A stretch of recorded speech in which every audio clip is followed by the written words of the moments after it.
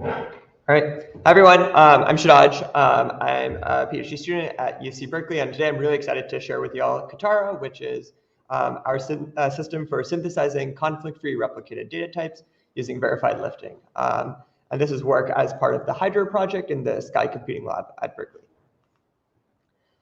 So before we dive into Katara, a little bit of background on what are CRDTs and why we care about them. So in a lot of applications today, you'll have things like shared to-do lists or collaborative content that lots of clients from around the world want to be able to contribute to. When you have these users who are distributed across the globe and many of them collaborating on the shared state, you can often run into scalability issues since you're processing all these requests one by one, often on a single server. A classic solution to solving this is to replicate your state across several nodes so that instead of having a single machine processing these requests, you split up the work. But when you split up this work, you end up with more issues because now the operations that clients are issuing are distributed across several machines. So for example, even if a single client issues 3 operations, one to add a Ferrari to their shopping cart, one to remove it because they realize they don't want to buy a Ferrari, and then to list out the items in their shopping cart, if these operations get distributed across several nodes, they might see inconsistent behavior. A classic solution to solving this and making sure that these operations are executed in the appropriate order is to introduce locking, where these machines coordinate with each other to ensure that they're applying all these effects in a consistent order. But oftentimes we want to avoid locking because it can introduce higher latency since these machines now need to coordinate with each other in order to commit the effect of an operation, and it can impact the fault tolerance of the system as a whole. Conflict-free replicated data types, or CRDTs, are a special type of data structure that are designed to address this issue. CRDTs support replication across multiple machines with the ability to issue operations on any machine without coordinating with other nodes. So for example, in this case, where we have our Ferrari shopping cart, you can have one machine execute the insertion of the Ferrari, one machine execute the removal, and the effect of these operations can be merged together eventually as these machines communicate in the background with each other. But critically, you're not blocking on communication when executing any of these operations. In this case, we have a special type of design. We can't just use a standard set in order to make sure that these operations can be merged eventually. So in this case, we store 2 sets, one tracking all the elements that were inserted and one tracking all the elements that were removed. And so what makes the CRDT work is because of this design, we have a monotonic state, which means that the amount of information we put into the CRDT grows over time.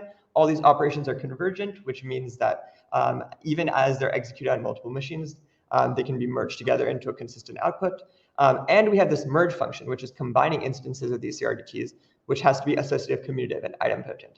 And with all these properties satisfied, we can actually deploy the CRDT in a replicated environment without having to worry about issues with different distributed executions having inconsistent behavior.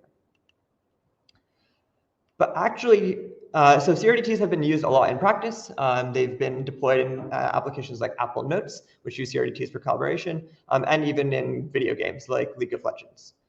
But actually coming up with these CRDTs is very challenging. And because CRDTs have to be specially designed for different application semantics, it's often kind of a researcher's job to figure out what the right representation is. And if even distributed systems experts like Martin Kleppmann can make mistakes when designing CRDTs, what hope is there for developers without a distributed systems background to be able to use these in their applications?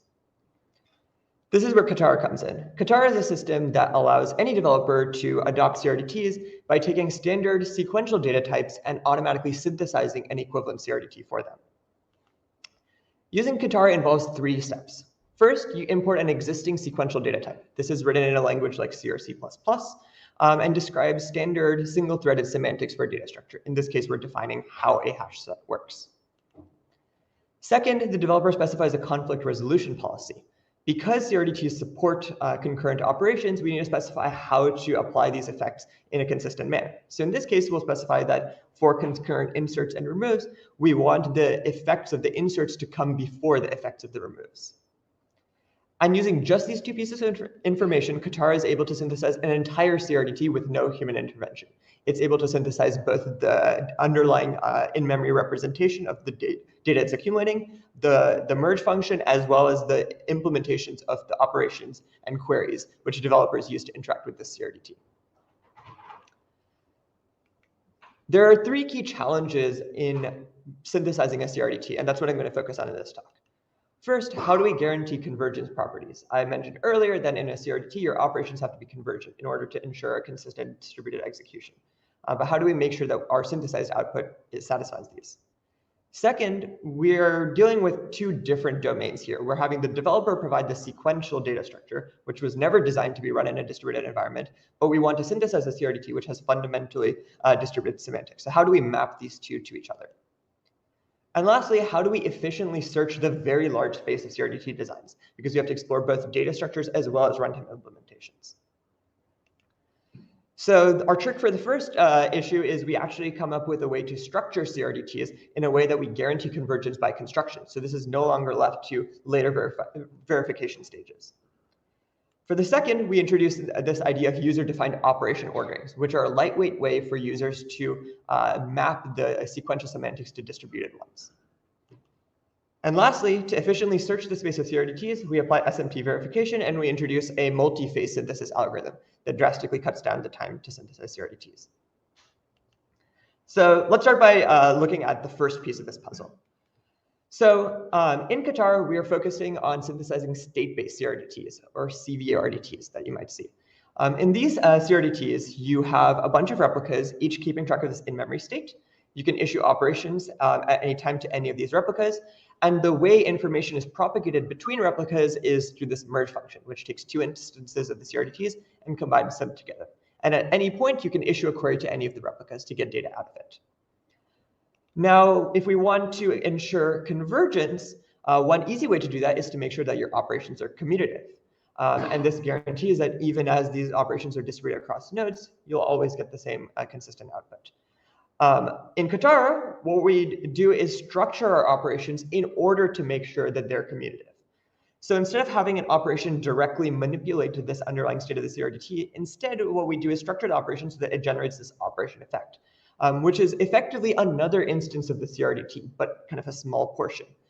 And then this effect is merged in using the standard CRDT merge function with the existing CRDT state.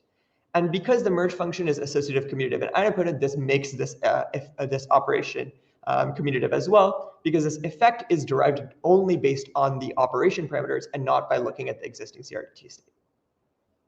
But this introduces a challenge. Originally, we wanted to synthesize the operation as well as the merge function. But because of this dependency, it can make the synthesis procedure much more complex. So we want to avoid synthesizing the merge at the same time as synthesizing the rest of the operation.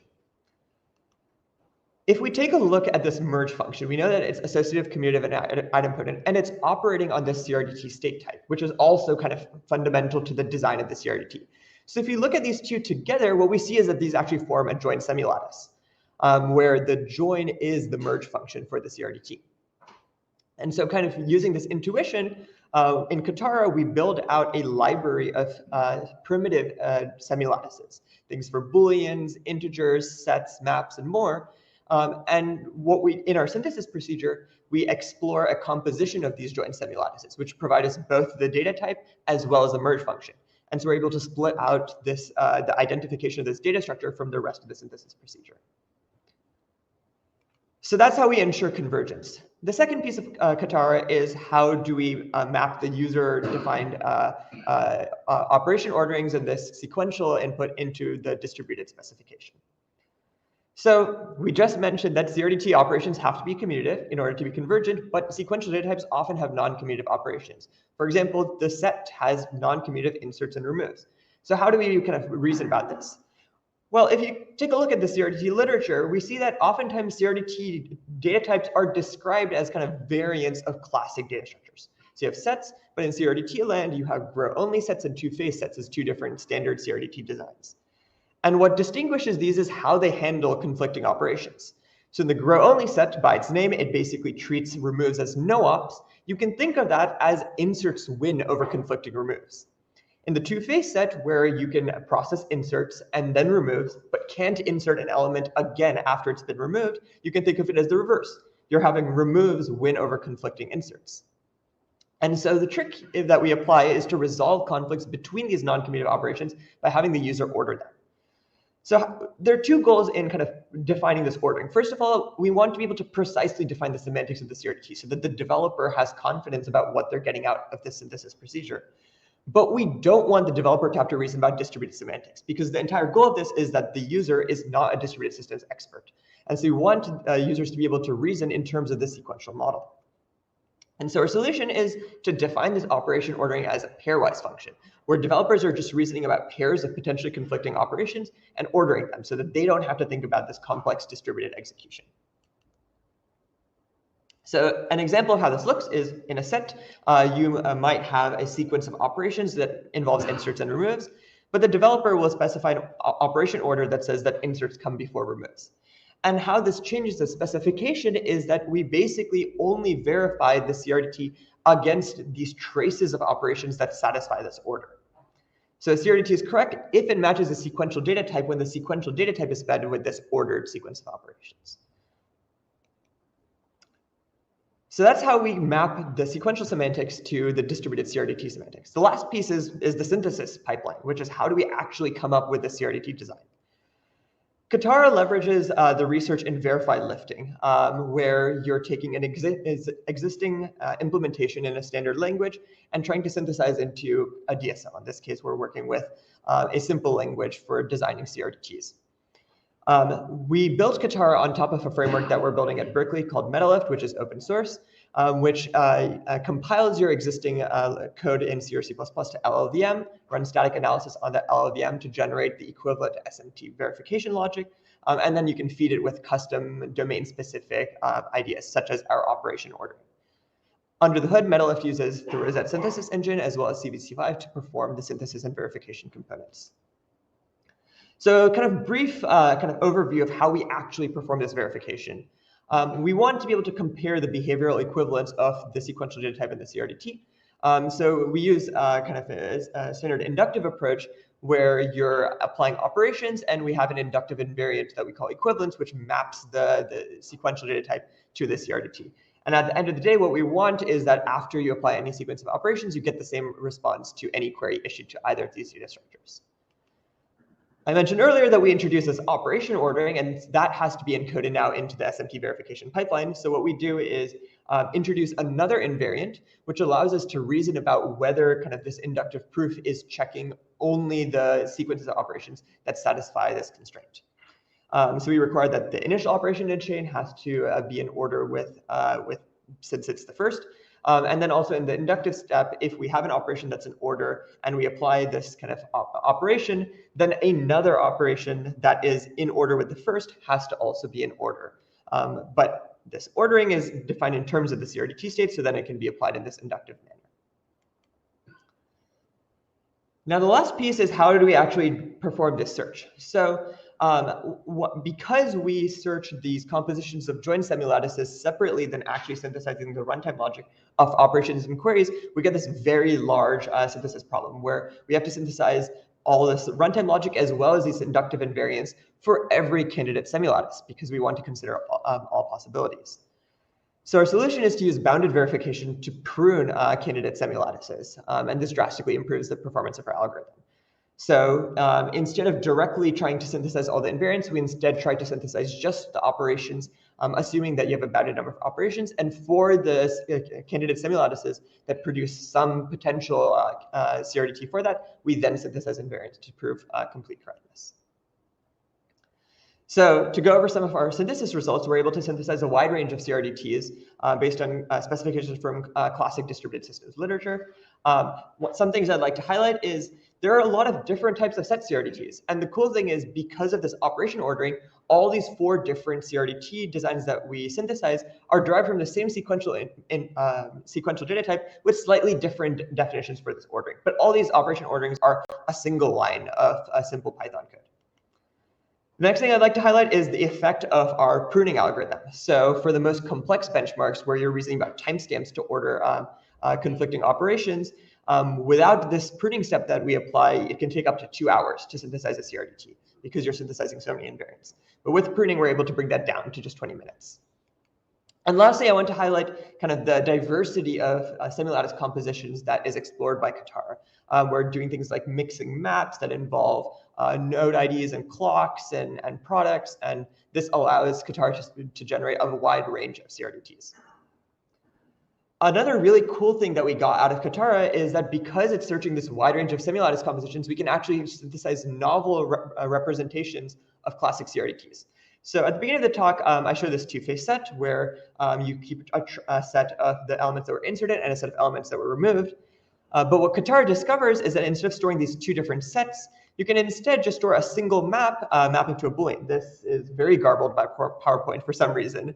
But the trick is that when you insert, when you have a map where your key is the element and your value is the Boolean, you effectively get 3 phases. First, when the element is not present in the map. Then when the element is inserted, it can either be true or false to represent whether it is present in the set or if it has been permanently removed, because this is a two-phase set.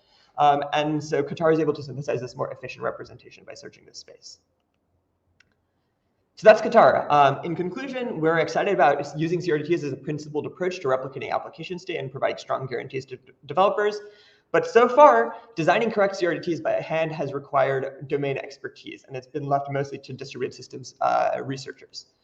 But with program synthesis, we're excited about the ability to generate provably correct CRDTs from specification that any developer can write, and make CRDTs a lot more accessible to developers. So Katara is open source, and I encourage y'all to check it out. Thank you.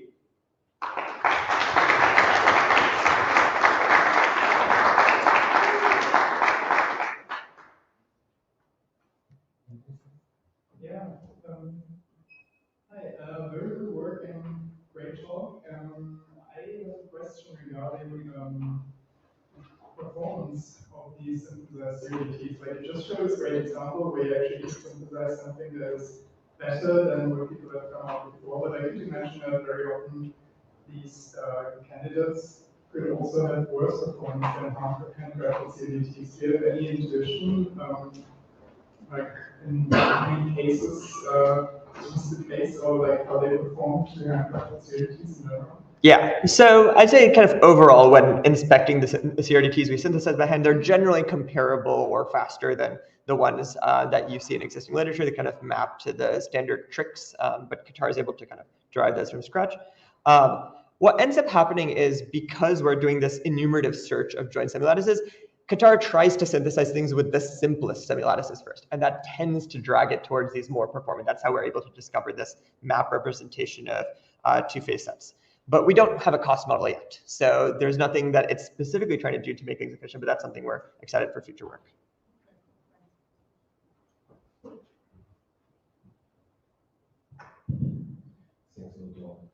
You said something about commutativity and convergence. I wonder if commutativity is really necessary or just speed up convergence.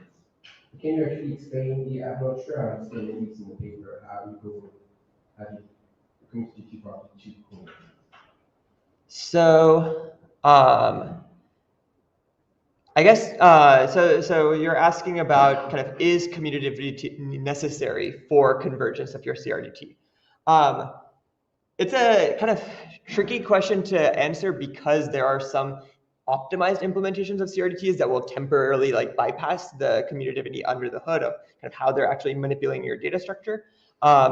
But generally, if you want two different concurrent operations to be able to be executed, they have to be commutative and have some standard semantics, because otherwise, when they're gossip to each other, then you'll get different behavior if they're applied and in different orders and they're not commutative. But in the state representation, you can do tricks, and Katara tries to kind of keep things simple by using this commutativity by construction.